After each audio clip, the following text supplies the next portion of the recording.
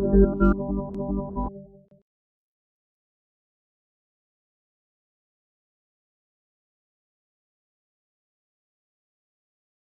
मस्जिद के खतीब की एक खूबसूरत बेटी थी जो जामिया में पढ़ती थी। एक दिन वो जामिया से वापस घर आई। गाड़ी से उतरते वक्त एक लड़के ने इसका चेहरा देख लिया। लड़की बहुत हसीना और जमीला थी। लड़के को पसंद आई।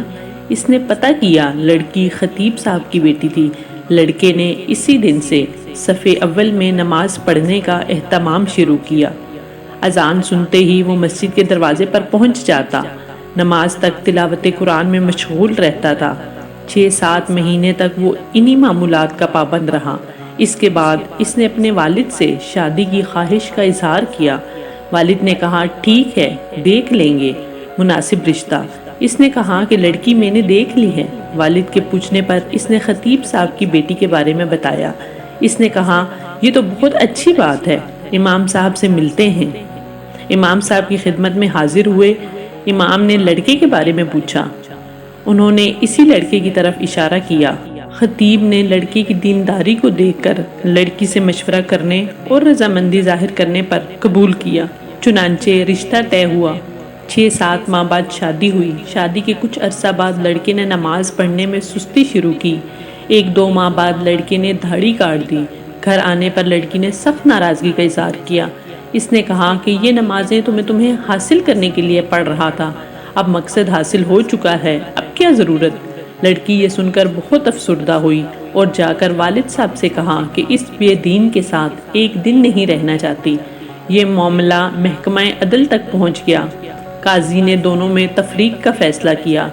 लड़का बहुत परेशान हुआ। इसने बहुत कोशिश की लेकिन लड़की को दोबारा ना पा सका। लड़के ने एक जादूगर से मिलकर मदद हासिल करने का फैसला किया। जादूगर ने बड़ी रकम का मुतालबा किया। लड़के ने सारे पैसे पेशगी अदा किए। कुछ दिन गुजरने के बाद जादूगर ने मज़ीद पैसों का मुतालबा किया। लड़के ने फिलफौर वो भी अदा किए और कहा कि काम हो जाना चाहिए, पैसों की फिक्र ना करें। 1 माह के बाद जादूगर ने लड़के को बताया कि आ जाओ, अपने पैसे ले जाओ, तुम्हारा काम किसी सूरत में मुमकिन नहीं।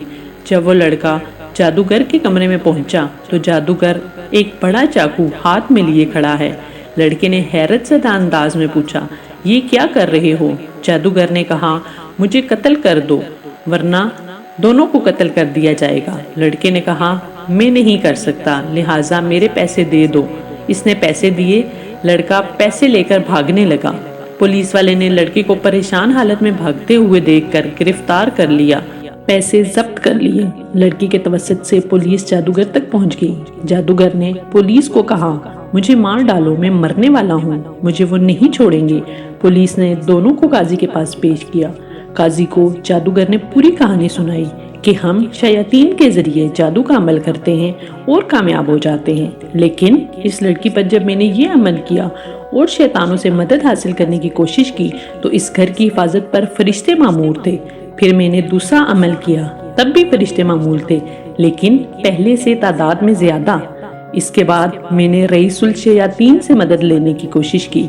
इस बार जब वो घर के पास गए तो वहाँ फरिश्ते खड़े थे। इस दिन के बाद अब वो मुझे शैतानी गिरोह मारने पर तुले हैं। काजी हैरान हुआ। इसने खतीब साहब को बुलाया। जब इमाम साहब तशरीफ लाए तो उन्होंने पूछा कि क्या अमल करते हो कि फरिश्ते आपके घर की हिफाजत पर मामूर हैं। इसने पूछा क्यों, क्या हुआ, क्योंकि इसको पता भी नहीं था कि यहाँ क्या चल रहा है।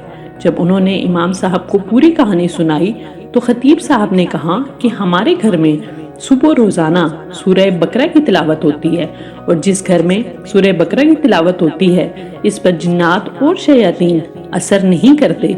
नेक खानदान की हिफाजत के लिए अल्लाह पाक ऐसे इंतजाम फरमाता है।